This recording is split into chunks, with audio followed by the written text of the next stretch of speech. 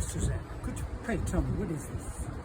This beautiful piece of street art is the great Cats and Ronaldo Barnstormer. Yes, I see it here.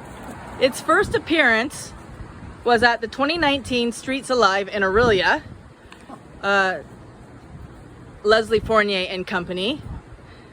Artist Ron Schell of Aurelia, Ontario, who has roots in Coldwater and a very strong connection to the village of Coldwater.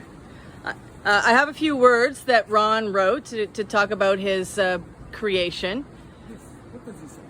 He says, "I feel extremely fortunate to have grown up in an era that had the people, the culture, and furnishings of the Victorian and Edwardian era still in my daily life. Plus, as a child in the 60s, the older kids that very much influenced me as artists, musicians, and writers were themselves into a modern hit version of that same Edwardian period. They were plugged in an electrified version.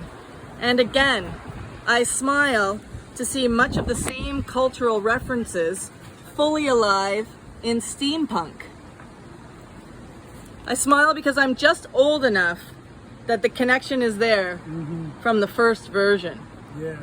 I have worked many years as a sign painter, scenic artist, prop maker, and have a mad interest in vintage motorcycles. And no, he says, no, Mill, you cannot have my vintage motorcycle parts for your art. Just take it for a spin, as you say in these days? He says, no, we can't have his motorcycle parts for our vintage steampunk creations. He wants them himself for actual motorcycles. Yeah. He also will leave us with virtual hugs to all. Thank you, Ron Schell.